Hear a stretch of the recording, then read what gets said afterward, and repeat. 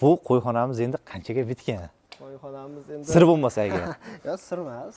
G'o'za po'choqni aralashtiradigan bo'lsa, qorinni ushlaydi. Qo'ra qilishdan oldin tagini обязательно semin qilmaslik kerak. Bizni esimizdan chiqib qolgan narsa tagini 40 sm ko'lash kerak birinchi.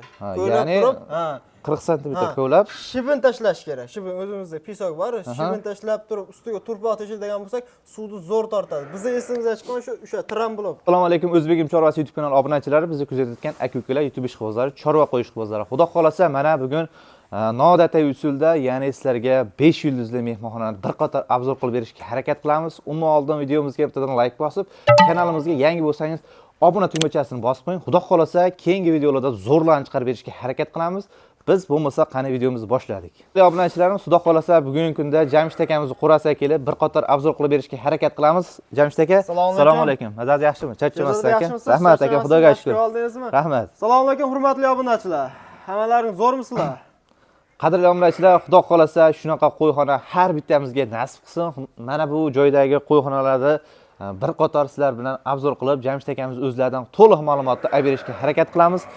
Endi Jamshid aka bu qo'yxonani ko'rib o'zim ham bir havas qildim. Nimaki bunaqa qo'yxonani qurish hammani ham orzusi. Nimaki bu joyga qo'yni qamab, mana shunaqa yemini berib, niyat qilib choyni bitta ko'k choy damlab olib o'tiradigan joy tika aka, Xudo xolasa. Endi bu aka qo'yxonamiz endi razmerlari qanaqa aka? Qanaqa joyga qurilgan? Razmerlari общий razmerimiz 11 sotik общий. Qo'yxonamiz 11 sotik. Qo'yxonaning o'zi 4 sotikka tushgan. Hop, 11 metrga, 11 metrga 40 metr. Ya'ni uzunasiga 40 metr, eniga 11 metr. 11 metr. Ya'ni u yoq bu yog'i bilan 4 sotik joyga joylashgan. Ha, 4 sotik jichimicha oshgan ag'baga. Endi shu 4 sotik joyda nechta qo'y boqsa bo'ladi aka? 4 sotik joyga endi qishki sezonga, Sherzodbek qishki sezonga 180 ta 200 bosh boqsa bo'ladi. Nimaga desangiz, ko'proq bitta qo'raga, misol 8 tadan ko'proq 10 tadan ko'proq qo'ramasak, tagini eplab bo'lmay ketadi. Bizda sog'liq hozir tagini eplab bo'lmay ketadi. Yozda desangiz 18 ta 15 taraf turaveradi qo'y. Ya'ni qishki kunida ham issiq bo'ladi, ham tagi ham quruq turadi. Xuddi shunaqa. Hop, yozgi kunida 250 ta 300 bosh. 300 boshga ham qo'ysa bo'lar ekan. Xudo xolasa, endi bu joyda 40 metr deyapsiz. Nechta qo'ra sig'adi bu joyga? Endi nechta bo'lib qo'ygansizlar bu klitga qilib? 40 metrga 8 ta qo'ra bo'lganmiz. Bo'yi keladigan bo'lsak, bo'ylari 5,5 metr bo'yi bitta qo'ramiz. 5,5 metr. Ya'ni bu ustundan shu ustungacha 5,5 metr. 5,5 metr. Bu eni deydigan bo'lsak 2,5 metr eni. Ya'ni eniga 2,5 metr. Ko'rib turibsizlar, bu joyga, ya'ni 5,5 ga 2,5 joyga jami bo'lib nechta qo'y sig'adi bu joyga bitta qo'ramizga? Bitta qo'ramizga 8 ta, shu aytganimizdek qishki sezonga 8 ta, 9 ta. Yozgi kuniga 15 ta, 18 ta qo'yda katta kichikligiga qarab. Katta kichikligiga qarab, lekin tagi ham zo'r aka, doim quruq turar ekan. Yaxshi, quruq turadi. Endi biz ko'proq qo'y tashab aylantirib turganimiz uchun haligi qo'yni tagaligi nima deydi, usti yomon bo'lib ketmasligiga qarab turamiz. Nimagaki ertaga kelgan klientlar ham ustiga qarab, bo'lsam qo'yga qarab keyin nima qiladi. Ozgina tagi nima bo'lgandan keyin nima deydi? Namlangan holatda keyin srazi apilka bo'lmasam boshqa narsa. Shola to'pon qilib, boshqa qilib quruqlash. Ya'ni zo'r ekan aka, nimaki havas qildim. Men o'zimizni uyimizda ham qo'y boqamiz, tagini g'ishpol qilganmiz. U g'ishpolni lekin quritish juda qiyin ekan. Shunaqa. Hop, lekin tagi turpoq-a? Tagi turpoq. Semen qo'yadigan bo'lsangiz, suv tortmaydi. Ya'ni g'ishpol yoki semen qilinadigan bo'lsa, suvni tortmasdan shilta bo'lib ketish holatlari kuzatiladi, lekin turpoq bo'ladigan bo'lsa, tagi o'zini suvni tortib tagi quruq turadigan joy ekan. Hop, endi Jamshid aka, endi sizga shu savolki, nimaki bu joyda endi tagini aytyapsiz.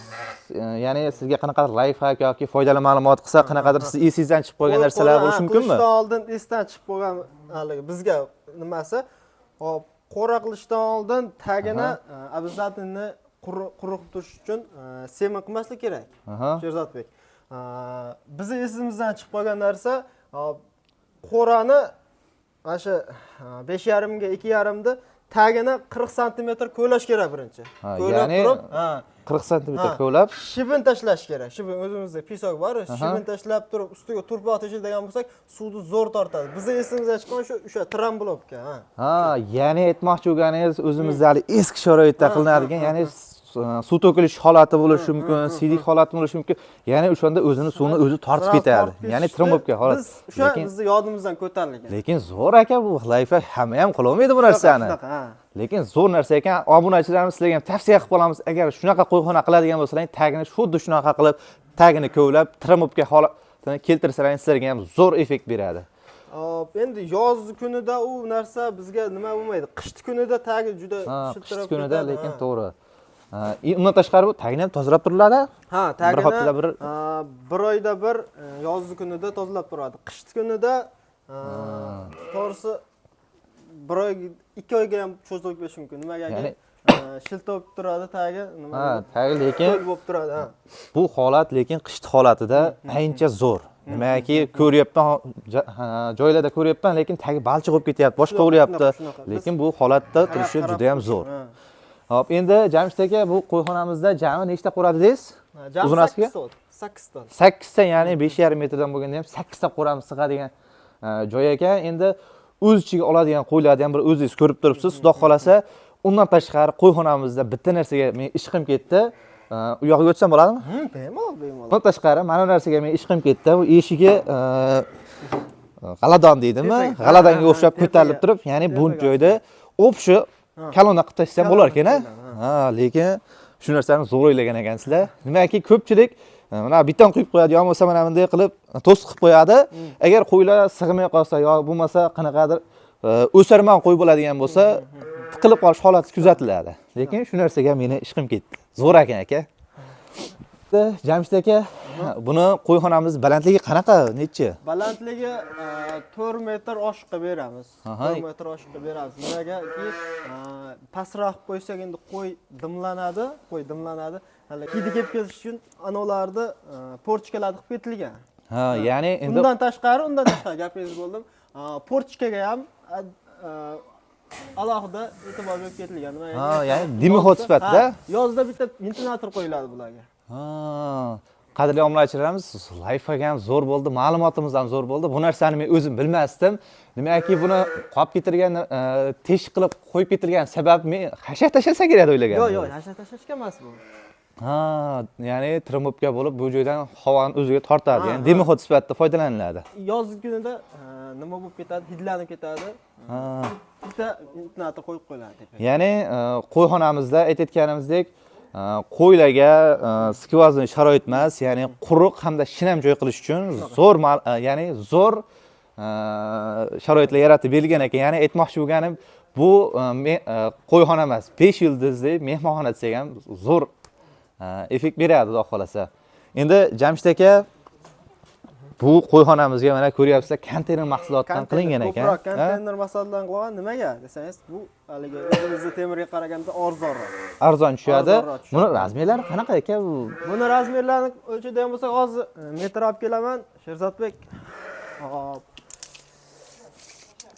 Qo'y hashak yeydigan joyi 30. 30 santimetr holati. 30 santimetr. Oxirida ichib keladigan bo'lsak, 40 deylik. Tashqisi bilan 40. Ya'ni bu balandligi qanaqa, endi qo'ydi bo'y yetmay qolishi mumkin yoki oyog'ini tagib qolib ketishi mumkin. Balandligi qanaqa, yerdan balandligi? Yerdan balandligi где-то 81 metrga boradi. Ya'ni bu oxirdan yerga balandligi. Ya'ni qo'yimiz chiqib ketish holati yoki bo'y yetmay qolish holati kuzatilmaydi. Ko'proq biz kattaroq qo'y bilan shug'ullanganimiz uchun shunaqa qilingan. Ertaga obunachilarimiz qo'zi bilan shug'ullanishi bor. Masalan, 3 oylik, 4 oylik bo'lsa, sezonga qarab. Sezonga qarab obunachilarimiz o'shani bir qo'yni razmeriga qarab qilishaveradi. Ya'ni suvdonlari ham xuddi konteyner mahsulotdan qilingan, lekin bu yaxshi effekt beradi. Buni o'zini olib turib, suvni almashtirib keyin yana qo'yilaveradi. Undan tashqari aka, buni orasidagi mana bu joylari necha? Qo'y o'tib ketmaydimi? Qo'ylar o'tib ketmaydi. Qo'ylar o'tib ketmaydi. Hop. 15. Ichki tomoni 15. 15 Lekin santimetr. bu joyda hozirgi kunda ena bola, ya'ni qo'zichoqlar boqilayotganligi uchun mana bunday taxtalar qo'yib ketilgan ekan. Ya'ni o'tib ketmasligi uchun, Shunaqa. ya'ni o'tib ketsa bir-birini ona bola yo'qotib qo'yish Yo'qotib holatlari juda qo'yish ko'p kuzatiladi. Ya'ni bu joyda aka zo'r obunachilarimizni qiziqtirgan savol, bu qo'yxonamiz endi qanchaga bitgan? Qo'yxonamiz endi Sir bo'lmasa agar. yo, sir emas.